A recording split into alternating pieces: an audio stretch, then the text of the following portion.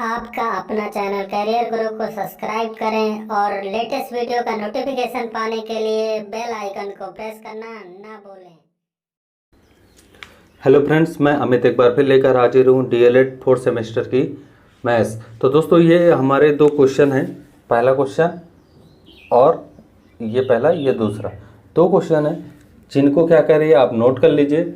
और इन प्रश्नों के उत्तर हमें क्या है मेरे व्हाट्सएप ग्रुप जो डिस्क्रिप्शन में लिंक है वहाँ पे दे सकते हैं, या फिर नेक्स्ट वीडियो आएगा जो इसका लेक्चर 3 होगा उसमें हम इन प्रश्नों को आपको हल करके आंसर बता सकते हैं। तो आप जहाँ भी देना चाहें वहाँ पर जाकर क्या है इन प्रश्नों के उत्तर दे सकते हैं। और वहाँ अगर व्हाट्सएप ग्रुप पे आएंगे तो वहाँ पर भी मैं आपको पूरी तरह इनके सॉल्व भी प्रोवाइड करा दूंगा। तो आप इन दोनों क्वेश्चनों को नोट कर लीजिए और करिएगा। आज जो टॉपिक हम स्टार्ट करने जा रहे हैं वो इकाई 2 है, वर्गमूल, वर्गमूल और घनमूल। अब ये एक बेसिक चैप्टर है जिसका क्या है बहुत ज़्यादा इंपॉर्टेंट है।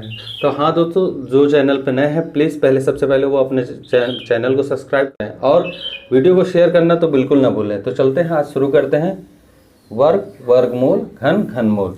तो यहाँ पे वर्ग और वर्गमूल पे सबसे पहले लेते हैं वर्ग क्या होता है और वर्गमूल क्या होता है।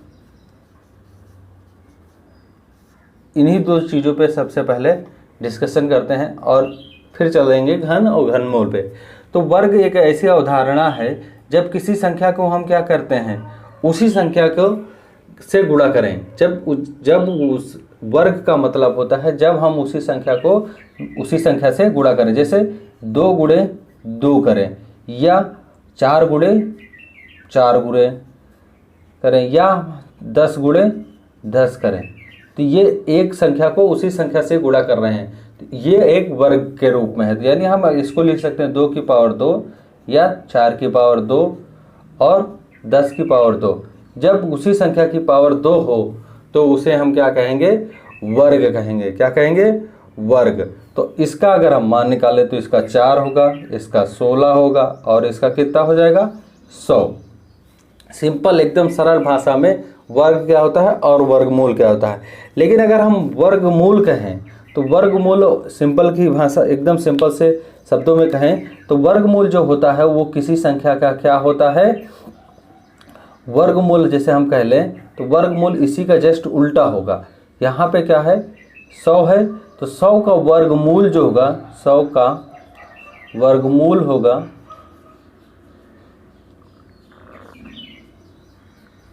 100 की पावर 1/2 या करड़ी में 100। यहाँ पे वैल्यू क्या है 2। इसको हम इस तरह भी लिख सकते हैं, हमने बताया था। तो ये है हमारा वर्गमूल। किसी संख्या का वर्गमूल क्या होगा, अब ये निकल कर आंसर क्या आएगा 10, यानी 10 गुणे 10 रहेगा तभी तो 10 निकल कर आएगा, 2 बार रहना चाहिए। तो इसी तरह हम और सारी संख्या ले सकते हैं, जैसे हम 25 का वर्गमूल पूछ ले आपसे तो क्या कहेंगे, यानी हम 25 की पावर क्या करेंगे 1/2 या लिखेंगे या करणी में, इन दोनों में से कोई भी लिख सकते हैं 25। तो इसका आंसर आएगा 5 गुणे 5 यानी 5। हमारा जो फाइनल आंसर आएगा ये आ जाएगा। इसी तरह हम अपने कॉन्सेप्ट को क्या है पूरी तरह से समझ सकते हैं कि वर्ग और वर्गमूल क्या होता है। इसी पे जो क्वेश्चन आते हैं वो सिंपल एकदम सही तरीके से आते हैं, छोटे छोटे क्वेश्चन आते हैं, कोई ज़्यादा परेशान होने की ज़रूरत नहीं है। इससे ज़्यादा क्वेश्चन बड़े बनेंगे जब हम आपको खुद ही बता देंगे कि कैसे क्वेश्चन आएंगे। तो वर्ग और वर्गमूल आपको समझ में आ ही गया होगा। तो दोस्तों यहाँ एक कुछ बेसिक क्वेश्चन बनते हैं, उनको देखते हैं। जैसे अगर हम कहें 0 का वर्ग क्या होता है, 0 का वर्ग, इसका वर्ग अगर हम करेंगे तो 0 का स्क्वायर यानी क्या हो जाएगा 0। लेकिन अगर हम 0 का ही क्या निकाल लें, वर्गमूल निकालें, तब भी आंसर हमारा क्या आता है, यानी √0। इसका मान हम भी क्या आता है 0, यानी 0 गुणे 0 करेंगे तब भी वैल्यू 0 आएगी, 0 का वर्गमूल निकालेंगे तब भी आंसर 0 आएगा। ये भी एक तरीके हैं अपने आप को, ये बेसिक फंडे हैं जहां आपको याद करना रहेगा और पेपर में इस्तेमाल कर लेंगे, जिससे क्या है आपको वहाँ थोड़ा कन्फ्यूज़न हो जाता है और लोग क्या है क्वेश्चन को गलत कर देते हैं। और बेसिक कुछ जैसे क्वेश्चन है कि कहें किसी सम संख्या का वर्गमूल क्या होगा, तो सम संख्या का वर्गमूल क्या होगा, हमेशा से क्या मिलेगा, सम मिलेगा। यानी अगर हम 4 का वर्गमूल निकालें तो क्या निकल कर आएगा, अंडर रूट 4 हो जाएगा, यानी 2 निकल कर आएगा। 4 गुणे और 2 गुणे 2 तो 1 2 बाहर आ जाएगा। चलिए इसी पे कुछ क्वेश्चन लेते हैं, उनको करके दिखाते हैं तो आपको समझ में आ जाएगा। जैसे वर्गमूल पे ही कुछ क्वेश्चन लेते हैं और आपको बताते हैं। जैसे हम कह लें कि कुछ संख्याएं लिख दें 12 और 11, 12, 16, 32 और 36 में कौन सी संख्या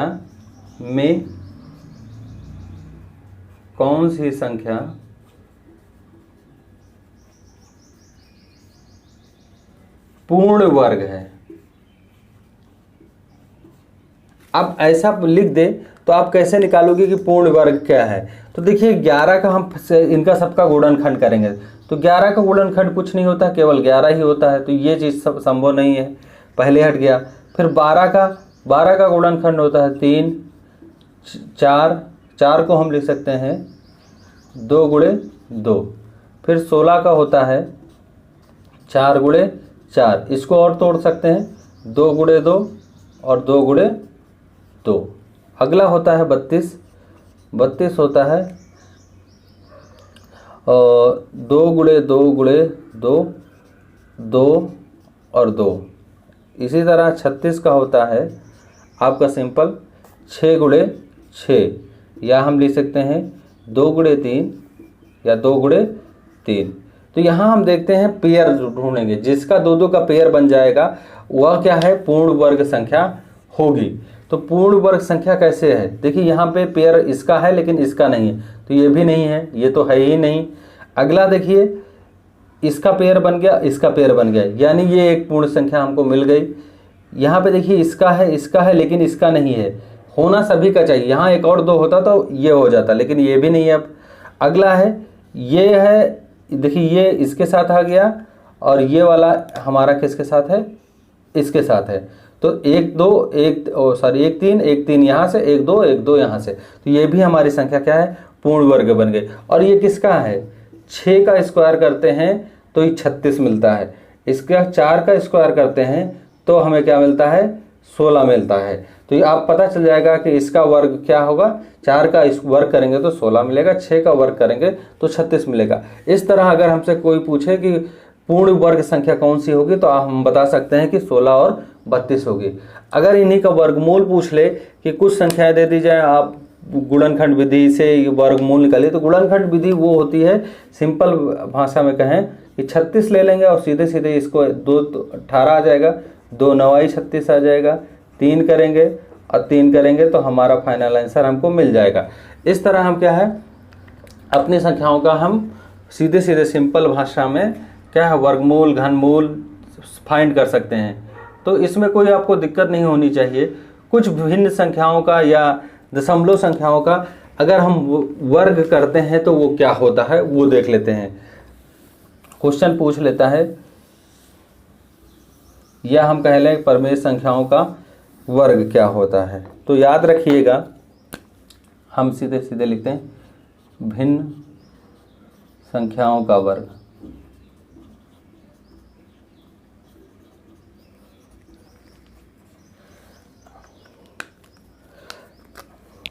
यानी अगर हम कहें लिख दें 4/5 का वर्ग क्या होगा, का वर्ग, तो 4/5 का वर्ग का मतलब होता है 4/5 का स्क्वायर, यानी 4 चौक 16 और 5 25, 2 बार 4 गुणे 4 5 गुणे 5, तो आंसर आएगा 16/25। या हम लिख दें इसी को 4/5 का माइनस का वर्ग, ठीक है, तब भी हमारा आंसर वही आएगा, -4/5 का गुणा। क्योंकि देखिए 2 बार है तो इसको हम सॉल्व करने के लिए ऐसे लिखेंगे -4/5 गुणे -4/5, तो माइनस माइनस क्या हो जाएगा, प्लस हो जाएगा, और 4 चौक 16 और 5 25।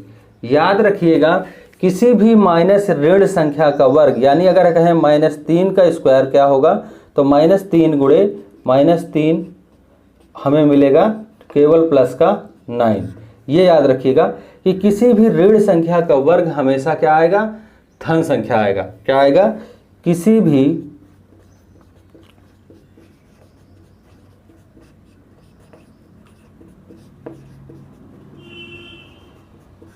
का वर्ग हमेशा धनात्मक होता है।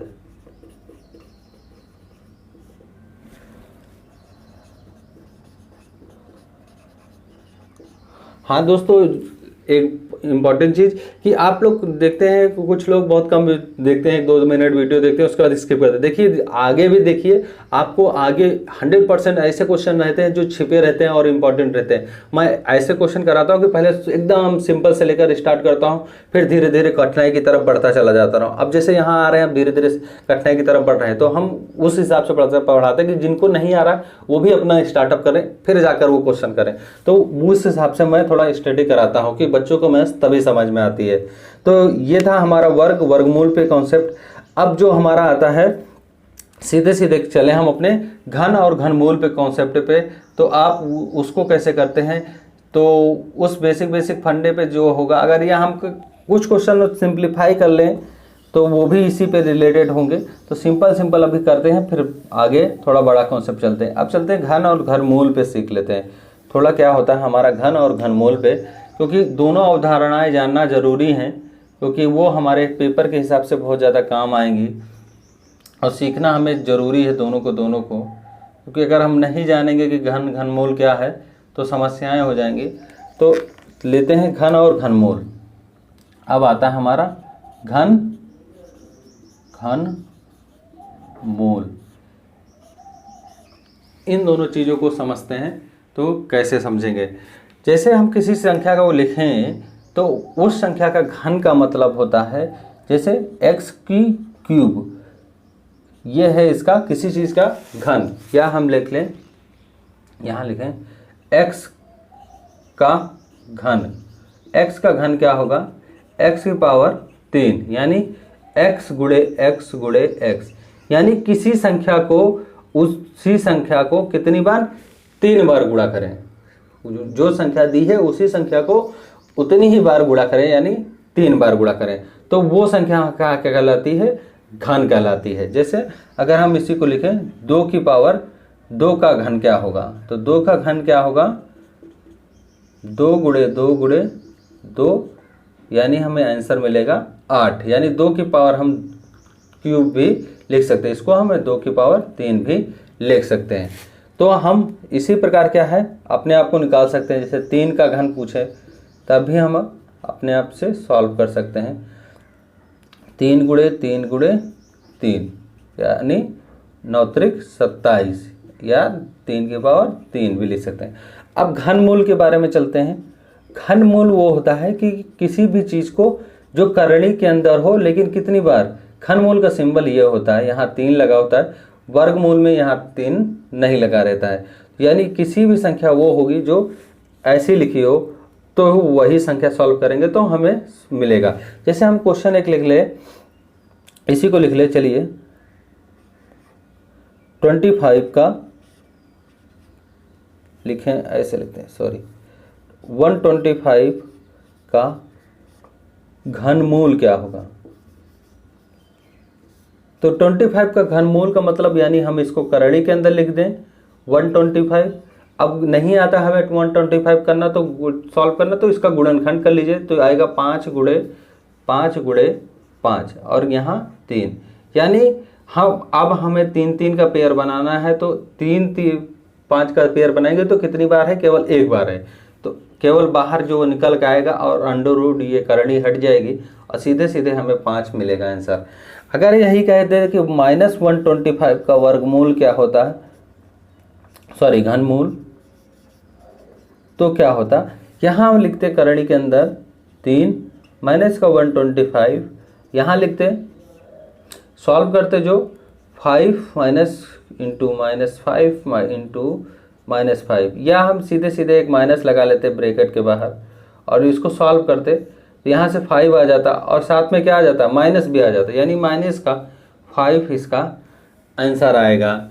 ये चीज़ याद रखिएगा कि करनी के बाहर भी आंसर निकल आता है।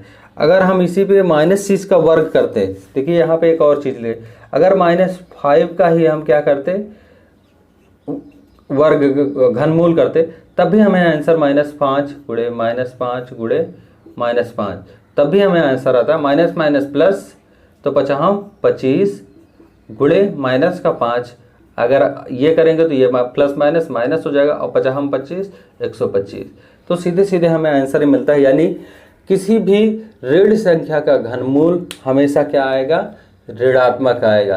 किसी भी ऋण संख्या का घनमूल भी क्या है, ऋणात्मक आएगा। यानी वह घन और घनमूल दोनों अगर ऋण संख्या है तो उसका हमेशा ऋणात्मक मान प्राप्त होगा। ये हमारा एकदम प्राकृतिक चीज़ है कि इसको याद कर लीजिएगा, तो जिससे क्या है आपको कोई प्रॉब्लम नहीं होगी। इस पे कुछ क्वेश्चन लेते हैं और उनको करते हैं।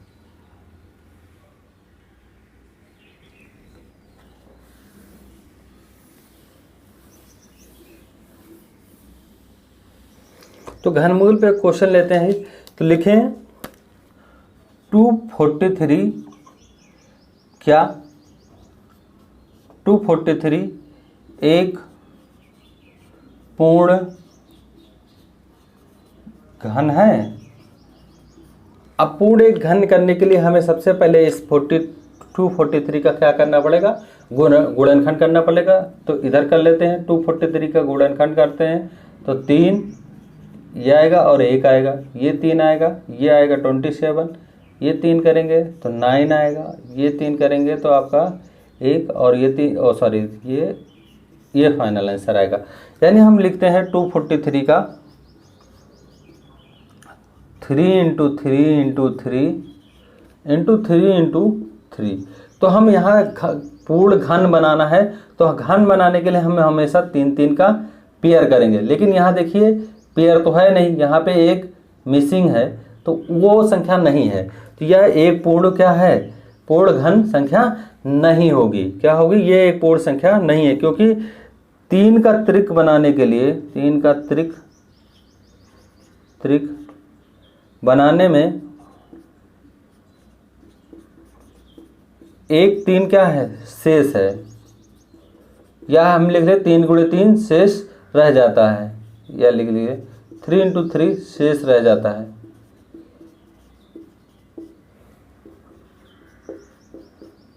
अतः 243 पूर्ण घन नहीं है। इसी पे एक और क्वेश्चन लेते हैं कि क्वेश्चन दे दे 0.1 का घन बताइए। तो 0.1 का घन होता है 0.1 की पावर 3। घन का मतलब पावर 3 हो, यानी 0.1 यानी पावर के मतलब घात, उसको 3 बार गुणा करते हैं। तो याद रखिएगा, एक संख्या, दो संख्या, 3 संख्या, यानी हम पहले लिखें 1 दशमलव लगाएंगे, 1 0 2 0 और आखिरी में 1 लिख लेंगे। यानी 3 संख्या के पहले हम क्या है, दशमलव लगा देंगे। 1 10 संख्या, 2 संख्या, 3 संख्या, तो तीनों को गिन लेंगे, 1 2 3, उसके पहले दशमलव लगा देंगे, हमारा फाइनल आंसर आएगा ये। अगर हम कहें 0.2 × 0.2 × 0.2, तो इसका जो आंसर मिलेगा वो 0.008 मिलेगा। आंसर याद कर लीजिएगा, ये घनमूल है, घन है ना कि घनमूल। तो ये हमारा फाइनल आंसर आता है। तो इस पे आप प्रश्न भी लगा सकते हैं बहुत सारे, और उसको भी एकदम आप कर सकते हैं। तो कुछ क्वेश्चन लेते हैं जो वर्गमूल घनमूल पे हैं, और उनको क्या है डिस्कस करिएगा, तो आपको क्या है दिक्कत नहीं होगी। तो हम कुछ क्वेश्चन और करा देते हैं तो आपको प्रॉब्लम नहीं होगी। जैसे हमारे पास एक प्रश्न है कि एक घन का आयतन 512 है, एक घन का आयतन 512 घन मीटर है। दिया है एक घन का आयतन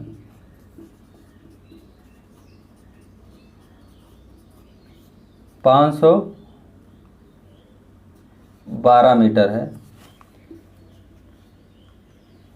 सॉरी, यहाँ होगा आयतन हमेशा घन मीटर में रहेगा।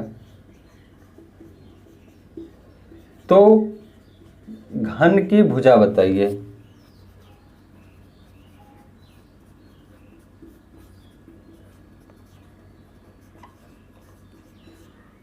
यहाँ ऐसे क्वेश्चन, और वहाँ वर्ग वाले में क्या करता है, एक घन का क्या है वर्ग क्षेत्रफल ये दिया है तो वर्ग की भुजा बताइए, ऐसे पूछ लेता क्वेश्चन। तो वहाँ पर भी ऐसे वर्गमूल में बन सकता है। तो यहाँ पे क्या होगा, घन का आयतन हमें पता होता है कि कोई भी चीज़ है तो घन की आयतन क्या होता है, घन का आयतन होता है, घन का आयतन क्या है, भुजा का क्यूब। तो हमें भुजा ज्ञात करनी है, तो घन का आयतन कितना दिया है 512, और भुजा है मैंने बताया था सीधे सीधे कि अगर ये इधर लाएंगे तो ये क्या हो जाएगा 512 की पावर 1/3 हो जाएगा। यहाँ 3 है तो इधर आएगी तो बटे में चली जाएगी, और ये भुजा। और आपको पता है 1/3 क्या होता है, करणी होता है, यानी करणी यहाँ आ जाएगा और 512 लिख देंगे ऐसे, और ये हो जाएगा हमारा भुजा। सॉल्व करते हैं तो हम इसका क्या करते हैं, 5 × 5 को जो सॉल्व एकदम सिंपल मेथड में करेंगे तो वो हमें हमेशा किसका मिलेगा, 8 × 8 × 8। इसको और तोड़ सकते हैं, गुणनखंड करेंगे तो आपको आ जाएगा 2 से।